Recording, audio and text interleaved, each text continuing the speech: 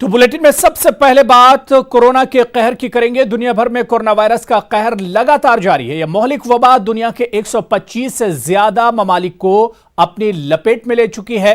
Virus से अब तक 1,34,000 से ज्यादा अफराद मुतासिर हैं, जबकि हलाकतों की तादाद 5,000 के करीब है। चीन में गर्चे हालात पर काबू पाने में कामयाबी हासिल की है, ताहम आज भी 33 नए केसेस चाइना में सामने आए हैं।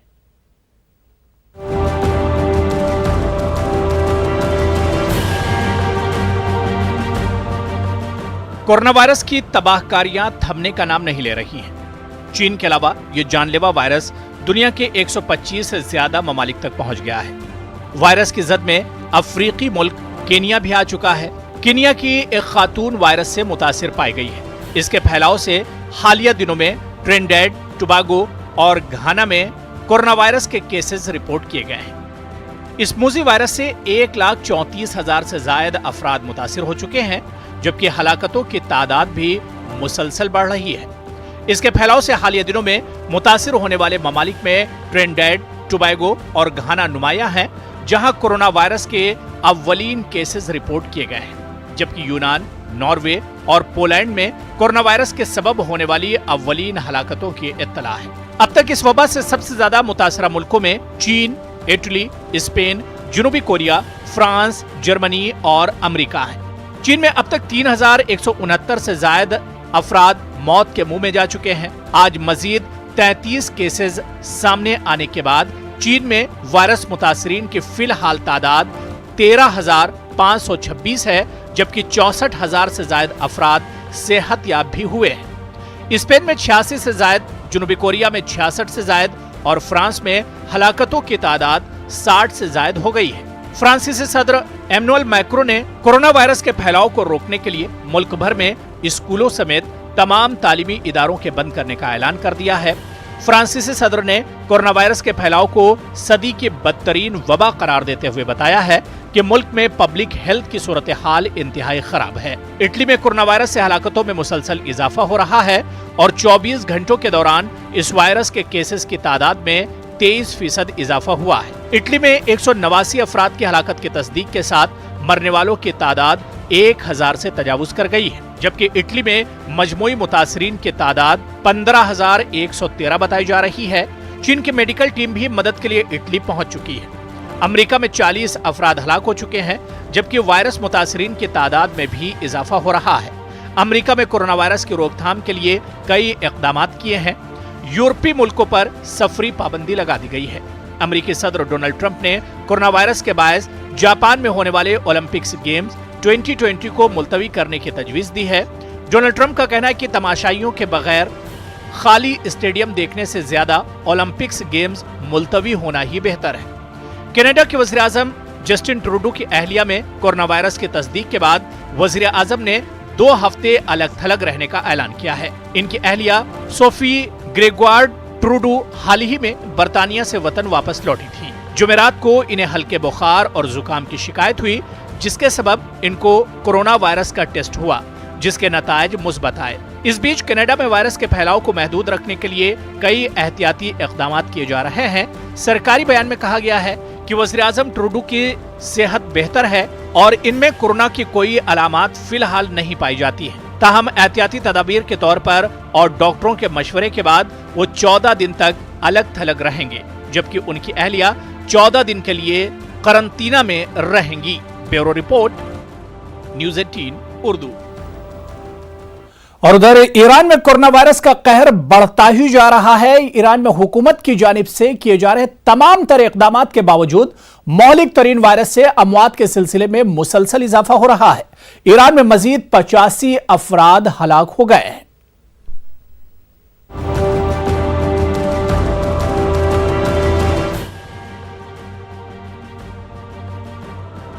ईरान में कोरोना वायरस से हर तरफ तबाही मची हुई है। इस्लामी जमहूरिया ईरान पूरी तरह इस जानलेवा वायरस की जद में है। गुज़िश्ता 24 घंटों में मजीद 85 अफराद की हलाकत हुई है। इस तरह हलाकतों की मजमूई तादाद 514 हो गई है। ईरान की वजारत सेहत के तर्जुमान ने मुल्क में वायरस के 1289 नए केसेस की तस्दीक की है। ईरान में मोजी वायरस से मुतासरा अफराद की तादाद 11,364 हो गई है। 1289 نفر و مورد جدید به تعداد مبتلایان قطعی و مسجل بیماری کووید 19 در کشور افزوده شد و این عدد به 11364 نفر تا پیش از ظهر امروز جمعه رسید. हुक्काम ने खबरदार किया है कि अगर लोगों ने खुद को अपने घरों तक महदूद नहीं रखा तो ये वायरस मजीद फैलता चला जाएगा। ईरान के नायब वजीर सेहत एरिच हरीरची ने भी अपनी सेहतयाबी के बाद लोगों से अपील की है कि वो ऐसे लोगों से दूरियां बनाएं जो वायरस से मुतासिर हैं। इन्होंने आवाम से ये भी कहा कि वो जहां तक मुमकिन हो सफर करने से गुरेज करें। ख्याल रहे कि एरिच हरीरची भी मोहलिक वायरस से मुतासिर हो गए थे, लेकिन अब वो मुकम्मल तौर पर सेहतयाब हो चुके हैं। वहीं ईरान के वज़ीर ख़ारजा जवाद ज़रीफ ने अमरीकी सदर डोनाल्ड ट्रंप से मुतालबा किया है कि वो ईरान के खिलाफ आयद पाबंदियों को फौरी तौर पर हटा लें। जवाद ज़रीफ ने कहा है कि पाबंदियों की वजह से अद्वियात और तिब्बी आलात दरामद करने में काफ़ी दिक्कतों का सामना करना पड़ रहा है। ईरानी हुकूमत वायरस के फैलाव को रोकने के लिए अपने तौर पर हर मुमकिना इक़दामात कर रही है, लेकिन इस पर काबू पाने में खातिरख्वाह कामयाबी नहीं मिल पाई है। एयरपोर्ट से लेकर तमाम अवामी मकामात तक खुसूसी इक़दामात किए गए हैं। तमाम स्कूलों को पहले ही बंद कर दिया गया है। ईरान के सुप्रीम लीडर आयतुल्ला अली खामनई ने 20 मार्च को ईरान के नए साल जश्न नौरोज की तक़रीबात से खिताब भी मनसूख कर दिया। आयतुल्ला खामनई ने ईरान के सदर हसन रूहानी को कोरोना वायरस की रोकथाम के लिए मुहिम का सरबराह मुकर्रर कर दिया है, जबकि ईरानी सदर हसन रूहानी का कहना है कि कोरोना वायरस के खिलाफ पूरी हुकूमत बरसरे पैकार है। Bureau report, news 18 Urdu. तो उधर दुनिया के मुख्तलिफ मुस्लिम ममालिक में भी कोरोना वायरस फैल रहा है। कजाकिस्तान में भी कोरोना वायरस ने दस्तक दे दी है और 2 केसेस सामने आए हैं। मुतासरा मुल्कों में बड़े पैमाने पर एहतियाती इक़दाम किए जा रहे हैं। कोरोना वायरस के फैलाव के खदशात के पेश नजर सऊदी अरब ने मुल्क को लॉकडाउन कर दिया है।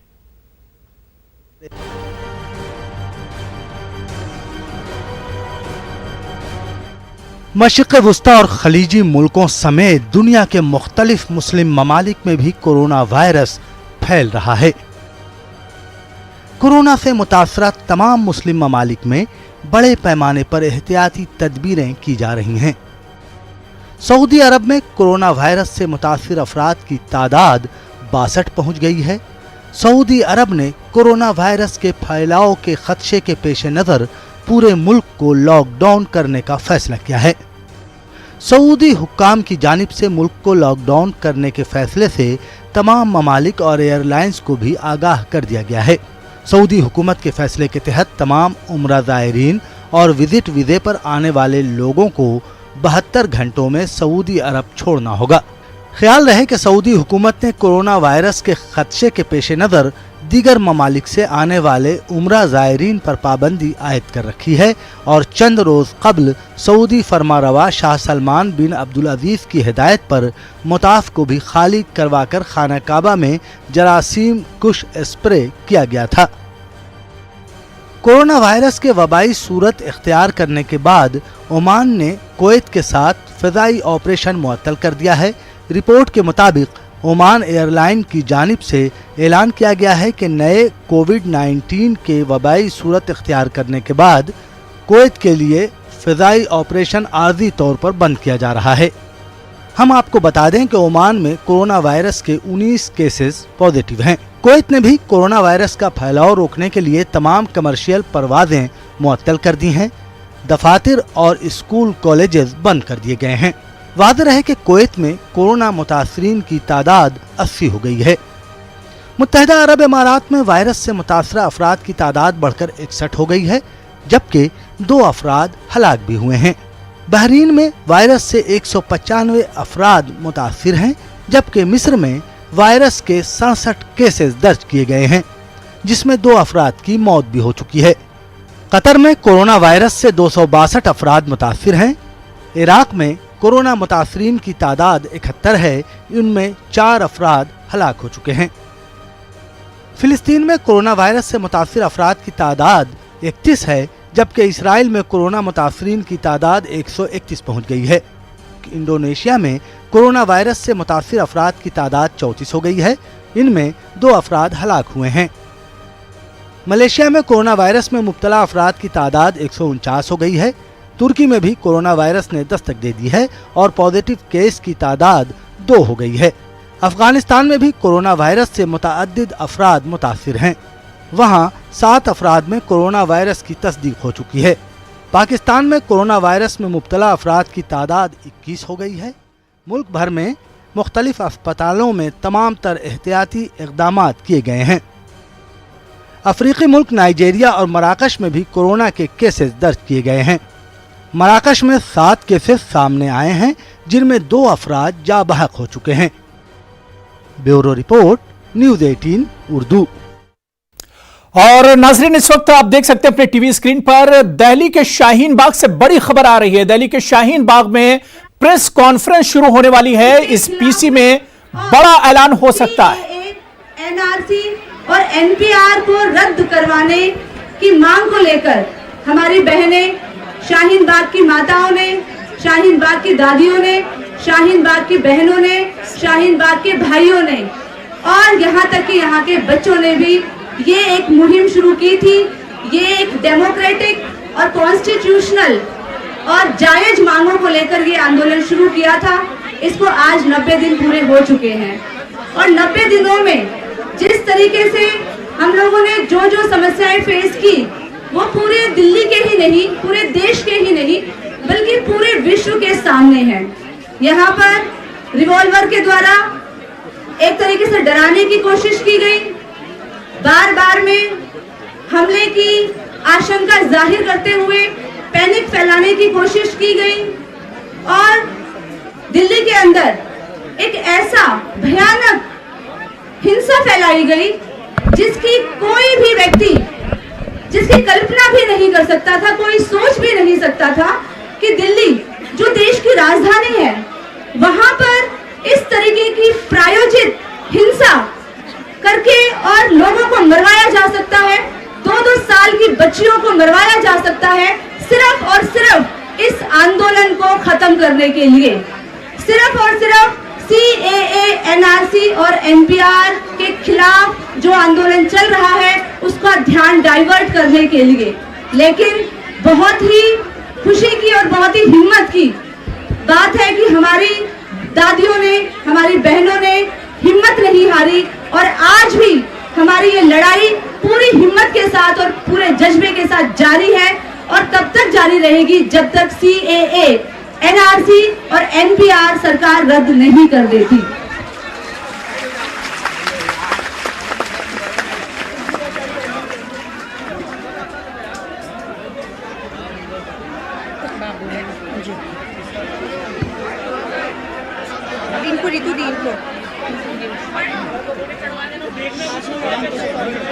अभी जिस तरीके से दिल्ली के जो इलाके हैं, जाफराबाद, सीलमपुर, शिव विहार, मौजपुर, इन इलाकों में जो हिंसा फैलाई गई है वो प्रायोजित हिंसा थी और इस हिंसा को जो सांप्रदायिक रंग देने का प्रयास किया गया है और उस सांप्रदायिक रंग देने की जरूरत सरकार को इसलिए पड़ी क्योंकि जो CAA जो कानून संसद में पास किया गया है वो अनकॉन्स्टिट्यूशनल है, बिल्कुल अनडेमोक्रेटिक है और जो हमारा सेक्युलर वैल्यूज हैं हमारे संविधान की, बिल्कुल उसके खिलाफ है। इसीलिए पूरे देश की जनता उसको रिजेक्ट करती है और हम लोग शाहीन बाग से पूरे देश की जनता से आह्वान करते हैं कि इस अनकॉन्स्टिट्यूशनल और गैर जो संवैधानिक है और गैर लोकतांत्रिक है और जो हमारा सेक्युलरिज्म के खिलाफ है, उसके खिलाफ, इस कानून के खिलाफ पूरी जनता सड़कों पर आए और इसका विरोध करे। और जिस तरीके से हमारे गृह मंत्री जी ने जो बात आज बोली है कि NPR का जो लिस्ट है, क्वेश्चंस की जो लिस्ट है, उसमें से डाउटफुल हटा दिया जाएगा। हमारी उनसे गुजारिश है कि क्वेश्चंस की ही क्या जरूरत है, जो क्वेश्चंस हैं उनको भी हटाया जाए। और जिस तरीके से आप सभी जानते हैं कि हमारा नागरिकता कानून जो 1955 में जो बनाया गया था और अटल बिहारी वाजपेयी जी की सरकार के दौरान 2003 में उसमें संशोधन लाया गया था और उस संशोधन के आधार पर ही उसमें एनआरसी को जोड़ा गया था। तो हम सरकार से मांग करते हैं कि 2003 में जो कानून बनाया गया था उसको भी रद्द किया जाए, क्योंकि उसी के आधार पर आज अगर एनआरसी लागू नहीं भी होता है हमारे आंदोलन की मांग के आधार पर, हमारे आंदोलन के दबाव में, तो कुछ दिन बाद फिर से उसको लागू किया जाएगा। इसीलिए उसको जड़ से खत्म किया जाए, हमारी ये मांग है। 1995 का जो हमारा नागरिकता कानून है उसमें 2003 में जो संशोधन लाया गया था, उसमें उस संशोधन के आधार पर जो कानून बना था, हमारी मांग है कि उसको भी रद्द किया जाना चाहिए। 1955 का जो नागरिकता कानून था उसमें 2003 में संशोधन किया गया था और उसको हम चाहते हैं कि 2003 में जो कानून बनाया गया था उसको भी रद्द किया जाए। संसद में प्रस्ताव पारित करके, और जो हमारे गृह मंत्री जी जो बात उन्होंने बोली है कि डाउटफुल नहीं रहेगा, पहली बात तो हमने बताई कि क्वेश्चन जो इसमें लिए गए हैं उनकी भी कोई जरूरत नहीं है। दूसरा, सीए के बारे में भी सरकार रेजोल्यूशन पास करे संसद में और उसको रद्द किया जाए।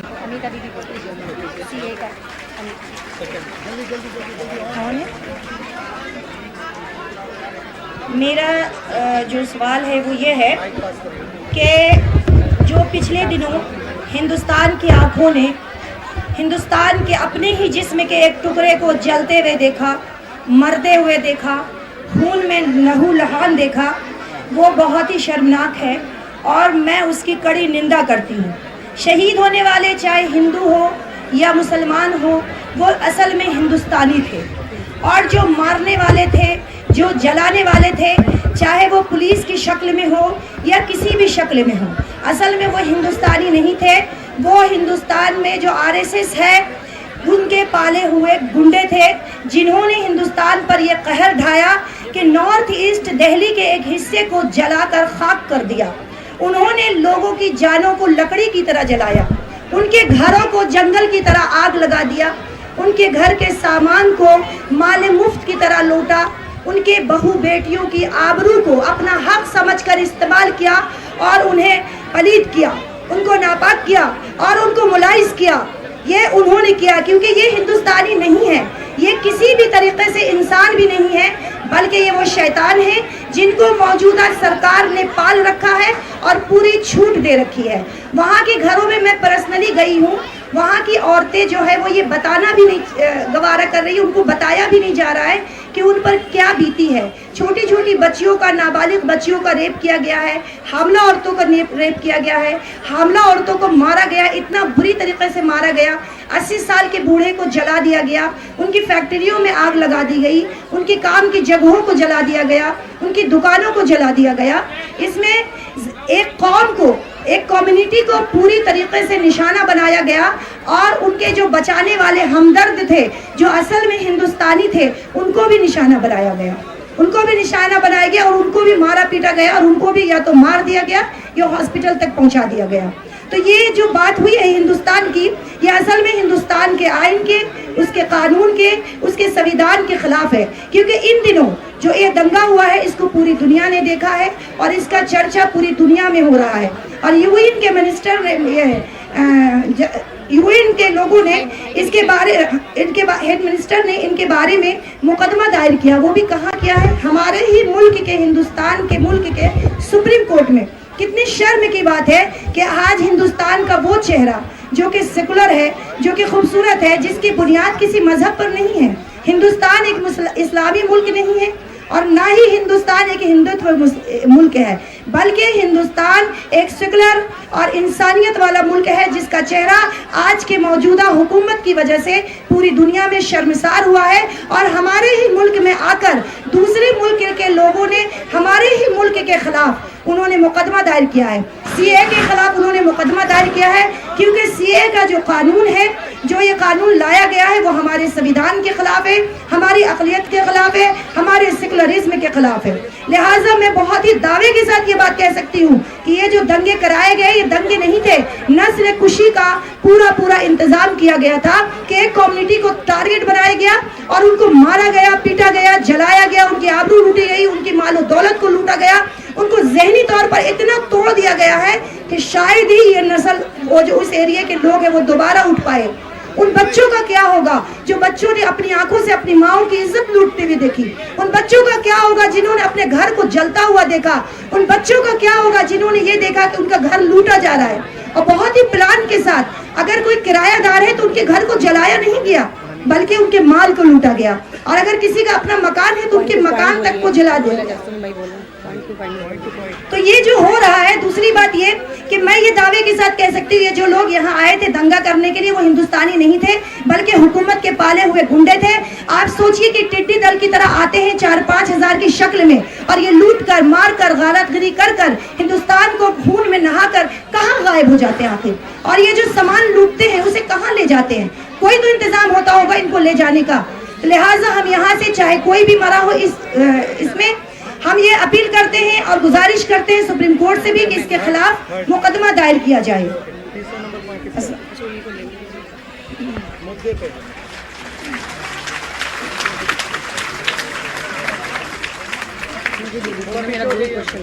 ठीक है, आसाम में जो एनआरसी की प्रक्रिया हुई है उसको लेकर हमारे मन में कुछ सवालात हैं, तो हम आपके माध्यम से उसके जवाब चाहते हैं कि मैं एक भारतीय नागरिक हूँ, और मेरा नाम जो है वो एनआरसी लिस्ट में नहीं आता है, मेरा नाम एनआरसी लिस्ट में नहीं आता है, और तब मैं क्या करूँगी? क्योंकि मेरा नाम, मैं भारतीय हूँ, लेकिन मेरा नाम किसी वजह से एनआरसी लिस्ट में नहीं आता है। उस बीच में मेरे साथ क्या होगा? मेरा सवाल है कि उस बीच में मेरे साथ क्या होगा? मेरी जो संपत्ति है, मैं रहूंगी कहाँ पर? क्योंकि मुझे ये साबित करने में कि मैं नागरिक हूँ, मुझे अपने कागजात का ये सब करने में एक लंबा प्रोसेस है, जैसे कि आपने आसाम में देखा ही है। तो उस बीच में मैं कहाँ रहूंगी? मेरे लिए क्या गवर्नमेंट करेगी? मेरी जो संपत्ति होगी उसको क्या करेगी? जो मेरे बैंक अकाउंट्स होंगे उनको क्या करेगी? उसके बारे में हमें जवाब चाहिए। और दूसरी चीज ये कि जो गृह मंत्री जो है, वो मुझे लग रहा है कि आजकल क्रोनोलॉजी जो है वो सही से समझा नहीं पा रहे हैं, तो हम उनको समझा देते हैं, क्योंकि उनका कहना है कि जो हम लोग जो यहाँ बैठे हैं वो किसी के बहकावे में या किसी के बोलने से या किसी सरकार के बोलने से, किसी अपोजिशन के बोलने से यहाँ बैठे, जबकि हम उनको बता दें, हम उनको ये बात क्लियरली बता दें कि हम यहाँ जिस लिए बैठे थे, हम वो इसलिए बैठे थे कि आपने जामिया पर हमारे बच्चों पर जो बर्बरता की थी, हमारे भाइयों पर, हमारी बहनों पर जो बर्बरता की थी, हमारे भाइयों की जो आंख तोड़ी, हाथ तोड़े, पैर तोड़े, इन सब को देखकर हम यहाँ पर बैठे थे। और दूसरा, एनआरसी, सीएए, एनपीआर के खिलाफ हम यहाँ पर बैठे थे, ना कि हम किसी बहकावे में, ना कि किसी के कहने में हम यहाँ पर बैठे थे। ये बात हम बिल्कुल क्लियर बोल रहे हैं। पहले तो मैं आदरणीय अमित शाह जी से ये कहना चाहूंगी कि जामिया के सीसीटीवी कैमरा जो वीडियो है उसकी वैज्ञानिक तौर पर जांच की जाए, और जो भी दोषी है उस पर सख्त से सख्त कार्रवाई करी जाए। दूसरी बात मैं ये कहना चाहती हूँ अमित शाह जी से कि उन्होंने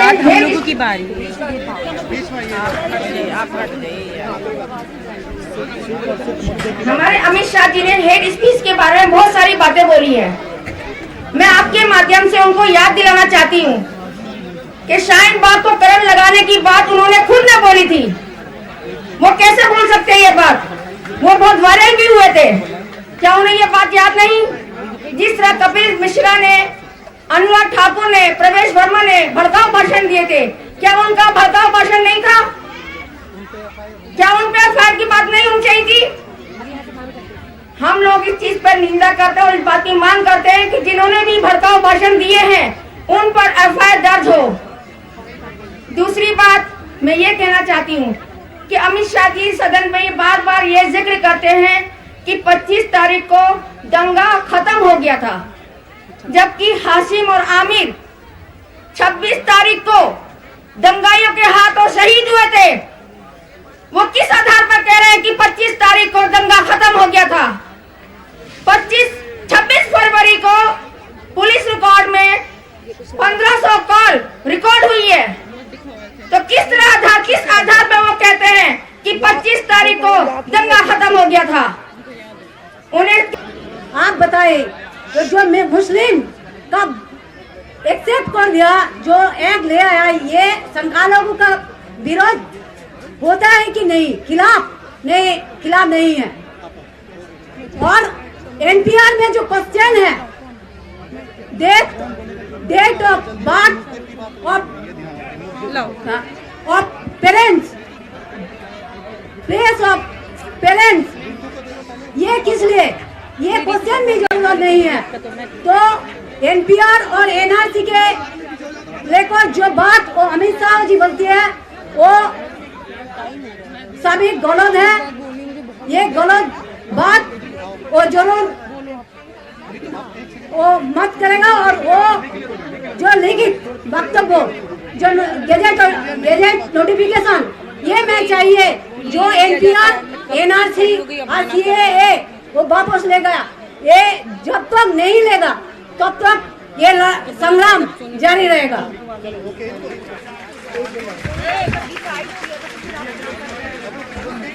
देखिए एक लाइन बस। मैं सिर्फ इतना बोलना चाहती हूँ, हर मुल्क का जो मुस्तकबिल होता है वो वहाँ के युवा होते हैं। तो यहाँ पे हिंदुस्तान में एक हिटलर की नीति थी कि जो उसका कहना था, अगर आपको किसी मुल्क को बर्बाद करना हो तो वहाँ के यूनिवर्सिटीज को खत्म करो, वहाँ की किताबों को जला दो, तो वहाँ के जो युवा है, आने वाली पीढ़ी अपनी हिस्ट्री कभी नहीं जान पाएंगी। यहीं पे हिंदुस्तान में वही हुआ है, उसी नीति को चला गया। यहाँ का मुस्तकबिल बिगाड़ा गया है, यहाँ के युवा को मारा गया, पहले जामिया को मारा गया, जेएनयू को मारा गया, सब लोगों को, सारी यूनिवर्सिटीज को तबाह किया। उसके बाद क्या हुआ? 3000 युवा को उठाया गया, उसका क्या होगा? उस पे बात करिए आप। जो तुम लोगों ने युवा को उठाया है, उनको रिहा करो। वो लोग जिनके घर चले, उन्हीं को आप लोगों ने उठा लिया। कोई भी हो, हर इंसान जो होता है वो अपनी विरासत जो है अपनी औलाद को देता है। तो आप दूसरों की औलादों को क्यों दंगाई बना रहे हैं? जो लोग आपने बुला के दंगे कराए वो दूसरों की औलादें थी, ठीक है? अपनी विरासत जो है अपनी औलादों से दंगे कराइए, अपने औलादों को शूटर बनाइए, अपनी औलादों को मैदान में भेजिए शूट करने के लिए, अगर ये सही चीजें हैं तो। मैं अपने माननीय गृह मंत्री जी से एक बात पूछना चाहती हूँ। कल उन्होंने पार्लियामेंट संसद के अंदर एक बात कही कि हिंदुस्तान के मुसलमानों को डरने की कोई जरूरत नहीं है इस एमपीआर से। उन्होंने कल ये बोला, no document and no D in MPR. तो मैं उनसे ये पूछना चाहती हूँ कि हिंदुस्तान का मुसलमान नहीं डरे, उनको डर नहीं है, पूरे माइनॉरिटी को डर है इस चीज का। उसमें हिंदू, मुस्लिम, दलित, उसमें सब लोग है, सब लोग डर रहे, खाली मुसलमान नहीं डर रहा जो ये मुसलमान के लिए बोल रहे हैं। और मैं दूसरी बात ये बोलना चाहती हूँ कि जब 144-25 को लगा दिया गया तो 26 को दंगे क्यों हुए? और मैं तीसरी बात अपनी ये बोलना चाहती हूँ, जो वो हमारे बीजेपी वाले ये जो बोल रहे हैं कि 300 लोग थे, जो 300 लोग वो आए थे, तो क्या उनकी जांच यूपी से, और यूपी में किसकी सरकार है? योगी की। क्या उन्होंने उनसे ये आंसर लिया कि वो लोग कौन थे? उसकी जांच हुई? उनको पकड़ा गया? नहीं हुआ। उसका कोई क्लियरिफिकेशन अभी तक नहीं हुआ है। हम चाहते हैं उसकी जांच हो। जो दिल्ली के अंदर उन्होंने जिनके बच्चों को यतीम कर दिया, जिन माँ बापों को बेऔलाद कर दिया, जिनकी घर जला दी गई, जिनके दुकानें जला दी गई, आज उनको भिखारी बनाकर छोड़ दिया। वो कपड़े के लिए तरस रहे हैं, पानी के लिए तरस रहे हैं। तो क्या उसकी जांच नहीं होनी चाहिए? वो 300 लोग कौन आए थे? बिल्कुल जांच होनी चाहिए उनकी। मैं यही बोलना चाहती हूँ।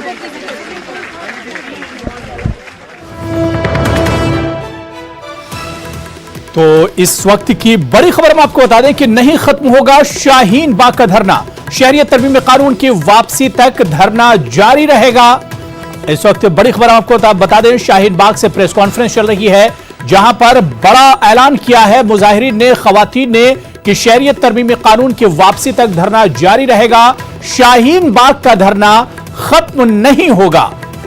तो शाहीन बाग से राजतौर पर बड़ी खबर आ रही है। राजतौर पर प्रेस कॉन्फ्रेंस की है शाहीन बाग की मुजाहिरीन ने और खवातीन ने, और उन्होंने साफ साफ अल्फाज में कहा है कि शाहीन बाग का धरना खत्म नहीं होगा। इस धरने को 90 दिन यानी 3 महीने मुकम्मल हो चुके हैं। शहरियत तरमीमी कानून यानी इस कानून की वापसी तक यह धरना खत्म नहीं होगा, यह धरना यूं ही चलता रहेगा।